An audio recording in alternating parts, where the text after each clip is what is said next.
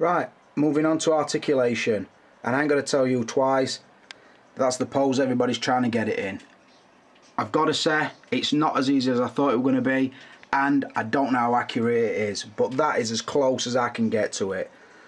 I've got to say, like I mentioned when I did the suit, all my joints are fine. I know some people's aren't, but mine are, luckily for me.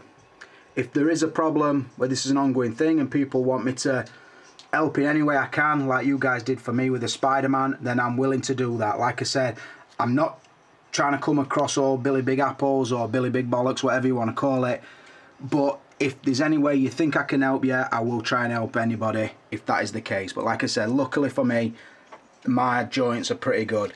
Well, I said they're pretty good, they're perfect. They tighten off, they're stiff, and they do everything they're supposed to do. So I don't know the name of that pose. Is it the landing pose or the power pose or what it is? But I've managed to get it that close. I think it should be a little bit tighter, and I think to proper replicate the pose it would need a slightly longer arm, but I don't know. See, the leg would go up tighter as well there, but then it wouldn't sort of turn down and be planted there. So I've checked the photos on OMG and all the other bloggers in Hong Kong. However they've got it, I don't know. I get a feeling there's some camera trickery going on, or my posing skills are fucking shit. I don't know what it is, but that's as close to it as I could get. Obviously I'm going to have to come out of this pose to sort of to show you the points of articulation, and I know I've alluded to a lot in the outfit, but just things of note, because like I said, this is the first die-cast Iron Man that I've had, so I didn't know what to expect. So I'm going to cover them. It will be pretty brief, because other than that, this is going to be a 4-hour review, and I don't want that because I won't get multiple views on it. So I don't want to do that. I will say I do like that pose, but there's no way in a million years that I could pose that down on that shelf with them, because there wouldn't be no room. I mean, you can see I put the metal cylinder in there just so I can get his 3 points of contact with the floor. I can get him so he will hold himself. So I have been able to get what you consider the power pose or landing pose or whatever the name is for it, but I don't think it's 100% accurate. So now we'll proper move on to the articulation. Right, so now I have showed you, it will get pretty close to the power pose or the landing pose. I don't know the name for it. Somebody could put it in the comments if they would. It will get close to that, therefore it will do just about everything. It'll get really tight up, it'll get really spread out, but I've got to basically try and show you the other things that are articulated on it. Now this could be a bit of a nightmare, and because I'm on my own today, I might struggle, but it might take a lot of cuts, but I'm going to soldier on for you. As you see, it's still got the battle damage sections on, but it's the sort of articulation you don't see that I really want to cover here. Right, basically, starting at the head, obviously the mask lifts off and sticks, so that would be considered articulation, I suppose. It holds really nice. I've known before the magnets that do pop off, these don't, they've held really well. So yeah, then just move that. The head goes back pretty far. To be honest, you could get him kind of to a flying. Maybe not so much as the Mark 7, that really did go back to a head back pose, more so than this one, but this is pretty good because it just has the tiny ball joint underneath. So yeah, good head articulation. Not so much through the lower neck, but the head on the swivel is pretty good. Right, now this is where I'm going to struggle. Inside here, to help you with the articulation, there's like a barrel that goes into his shoulder, which I hope I can pull out one-handed. You see it coming out? Shit. Right, can you see that now? All them cogs and everything I was talking about, that's there for a reason. It's not just aesthetic. Once that's out, you can sort of move the whole shoulder round to the front to about 30 degrees. So the arms will sort of wrap more around him, sort of thing. And then obviously you can push back. Bear in mind, boys, this is still stiff and I'm not going to go mental one-handed, particularly when I'm using my left, because I don't want to fucking ruin this figure. I know what it cost. So yeah, the arms will then tilt up and back. In fact, they'll nearly go all the way around. Just make sure that this section here doesn't clash with his flaps on his back, which I'm not going to be able to open because I can't really see them. If his flaps are in way, sometimes when that turns, these will catch onto these back flaps, so just be careful. Just do everything with care with it. Then top of the arm, you get rotation. Only slight, but it is there and it does help. The elbows. Now, I've seen on some figures, the Silver Centurion, you can sort of pull the elbows down. On this, you don't, but it's pretty articulated anyway. So it will go to a bend like that. So yeah, that's pretty good too. Obviously, moving down, these are the blast hands, but you do get a set of fully articulated hands, which again, we've seen them before on Iron Man, but they are now a must. If you were to get an Iron Man 9 and it didn't have them, you'd be thinking, why? Because they are fucking genius. They do work well on a robotic figure, and I'm guessing that the Robocop will also have them. Really good. I do appreciate those. Right, now, there is... When the joint here is closed, there is still rotation through the chest section, and it's pretty good.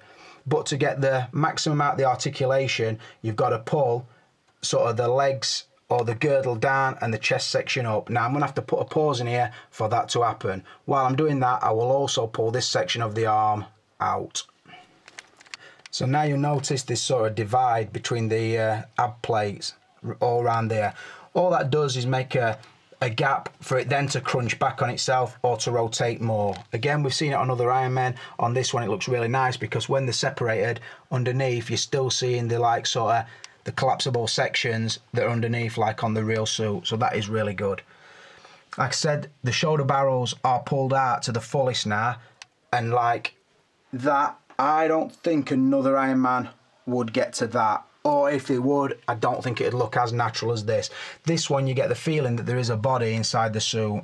Now, the problems that I've heard of are to do with the hinge inside here. Apparently, on some people's, is collapsing in on itself. I don't know if it's breaking off altogether because I've not seen that many reports about it.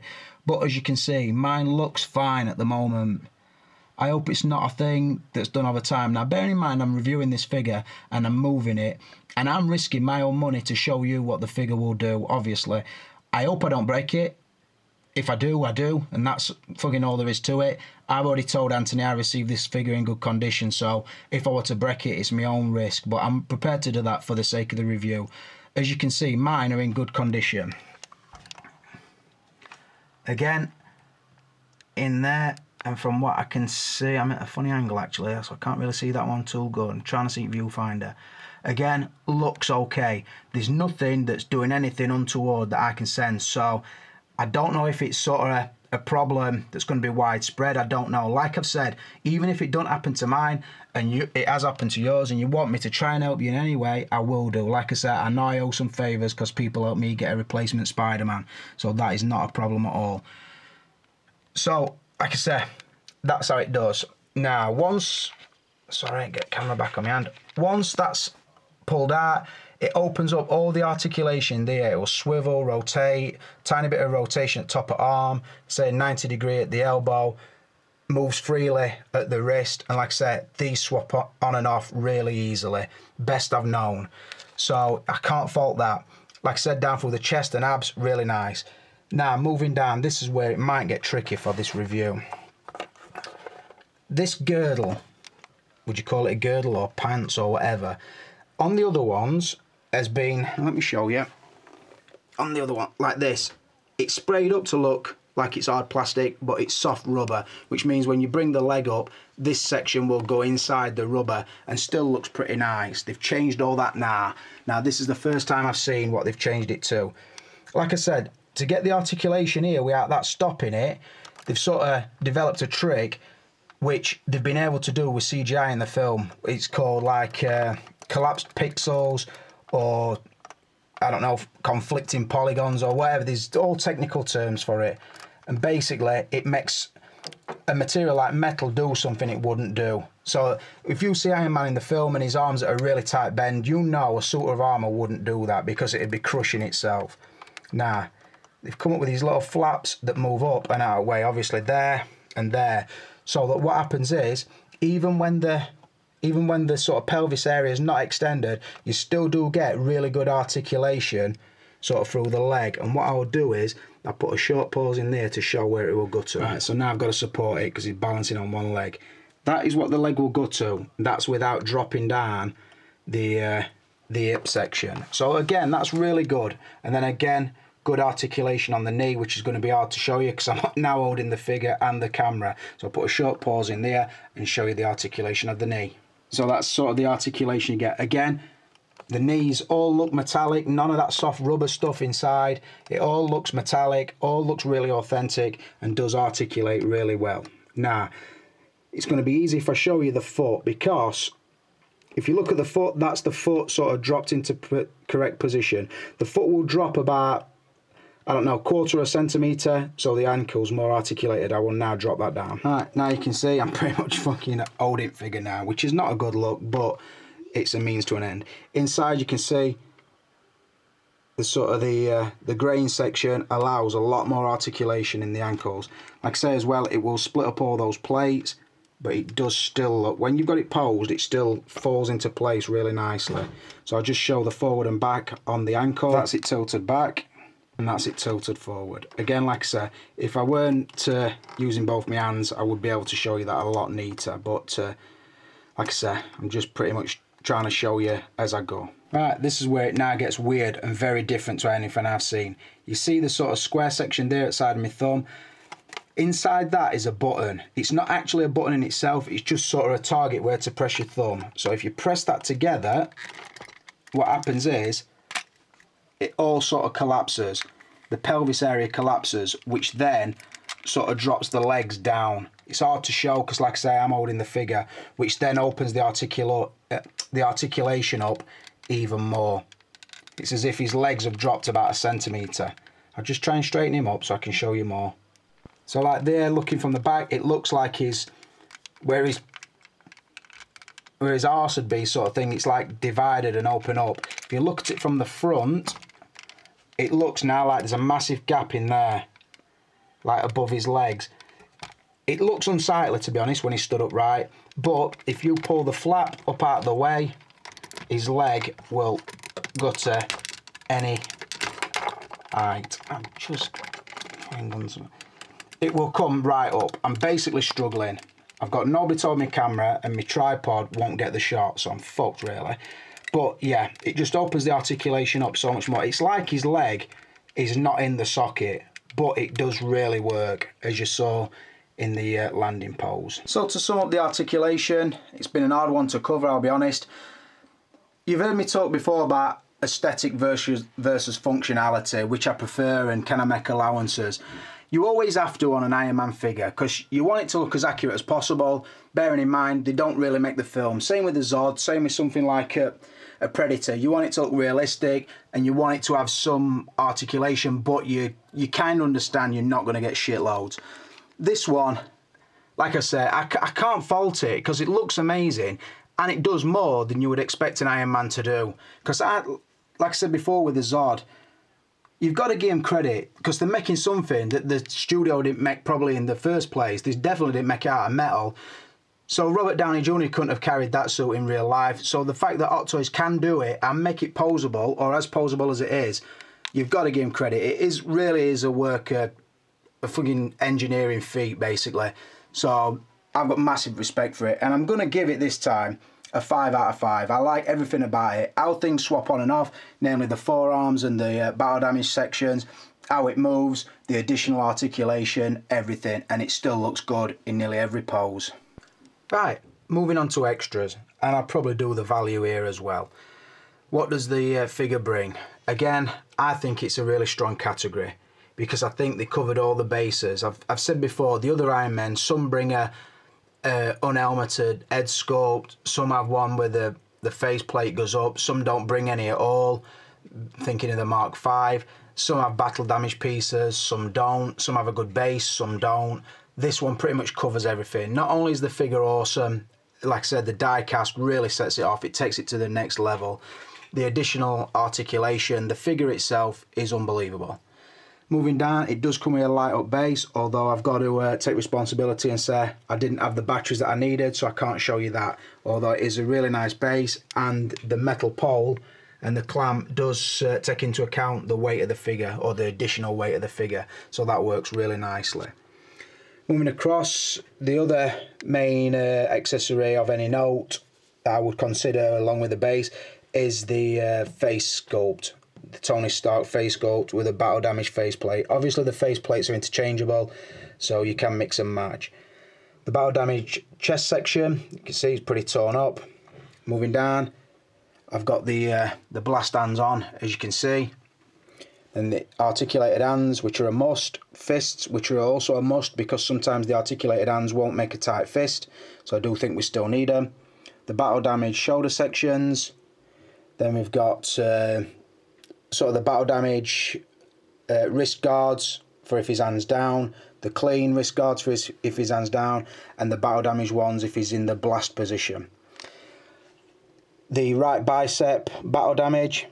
And then you have the right forearm missile launch and the right and left forearm battle damage. Another important thing, this is a warning sheet. I would suggest read it. I've got to be honest, when I got out of the box I was a little intimidated by the figure and the price. I didn't know what it were going to do, so to speak. You probably picked up that on the unboxing video, so read this because I did. Underneath that, the full instruction manual, which tells you how to fit the batteries and swap pieces on and off. Again, I would highly recommend reading it. It just saves a bit of heartache somewhere down the line. Then here we have the tool for popping the items on and off. You will need it, particularly for the right bicep one, because that's a bit of a twat to get off, but you have got the tool to do it. Then inside there, you have 12 batteries, all of which are needed to have it fully illuminated.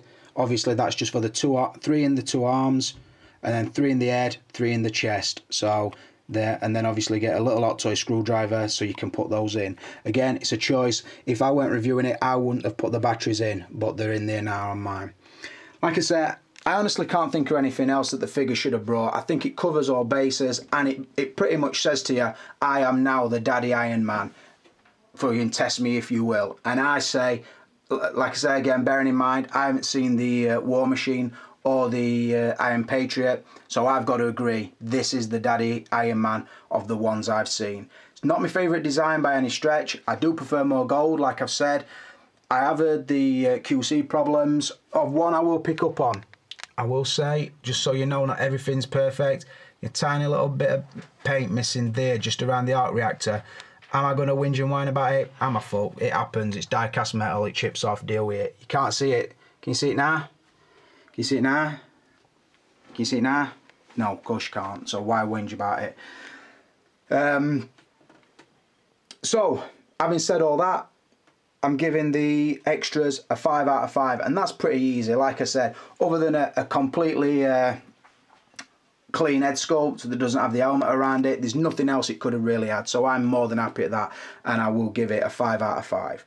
Moving on to value. Now this one takes a dint, but I am going to cover 2 things. I paid better than eBay prices. I've seen the eBay price of this week and they're about 280 quid. I paid less than that. Now I'm grateful to Anthony for that, and that's simply because it's a long-term pre-ordered one, and I've looked at, I tried my luck, so to speak, if you want to say that, and my ship came in on it, so I did get it for a pretty good price. Not amazing, I'll be honest. I've still paid the fair crack on it, but like I said, I haven't paid eBay prices. Now, what I would say is, at the price I've paid, I can only give the value a 3 out of 5, because this is in a region I don't like to pay for figures, but I knew, or I suspected, this would be the Iron Man to have. Now, you know me, I want the best Thor, and I want the best Spider-Man, or the best Iron Man, or whatever. That's how I go. I don't want multiples of each character. I like what I consider to be the best available at the time. Now that for me is the Mark 42. So having said that, it becomes pretty clear that sometime in the next few days the Mark 7 will be leaving. So bear that in mind if you're trying to pick up a Mark 7. There will now be one for sale. So I will be keeping this, and I do feel this is the Iron Man to have. Now if they were to give the same treatment to the Mark 4, then I'll be honest and say I'd probably go back to the Mark 4, because that is my favourite design, and I would be getting all these extras that you get on this one with the Mark 4 design. So I will say that as well. The value on the price I've paid, I'm going to give it a 3. I don't know if I said that, and I don't want to be repeating myself if I did. because like I say, I've paid over odds. I know Iron Men very rarely come down in price, so I'll probably always make that amount back, particularly this week, because if I tried to sell this at the price I've paid, I'd have about 15, 20 people trying to snap my hand off. That's not going to happen because I'm keeping it. So I'm going to give the value a 3. What I will say, and listen carefully, if you can wait a couple of weeks or you can wait a month or so, talk to some of the UK guys. I don't know if they've got any pre-orders left. I ain't got a clue. But the longer you wait, within reason, the price of this figure will come down. If you can get this figure for somewhere between 180 and 200, I would say then the value would go straight up to a 5 out of 5, because you're getting an awesome piece, the best of its kind, I feel, for round about the correct price what it should go for. Bearing in mind it is metallic or metal, and it does bring a lot of stuff with it. So that is how I would describe the value. I've given it a 3 on the price I paid. If you can get it under £200, then move your value straight up to a 5. To sum it up, it's got 30 out of a possible 35, which is an awesome score, I've got to say, particularly for an Iron Man. I will say I've not put as many poses in it as I hoped, but because the articulation is an hard one to sort of review, and I suppose the suit takes a lot of ground covering, I left it as it is. I left the review as it is, just to keep the time sort of respectable. But because I'm quite early with this figure, I will probably throw up some more videos including this figure, and probably get to just do a pose video. If that's wanted, leave it in the comments. But like I said, I've not put a lot of poses in, but I've tried to cover everything I would think you'd want to know. Having said all that, thanks guys for watching. Please like it, share it, subscribe if you haven't, comment, whatever you need to do. Add it to Sideshow Freaks, even throw it on Facebook if you want. Get it up on Sideshow, 16 Republic, whatever you want to do. Like I said, thanks for your support guys, but for now, this is Clipper King, and I'm out of here.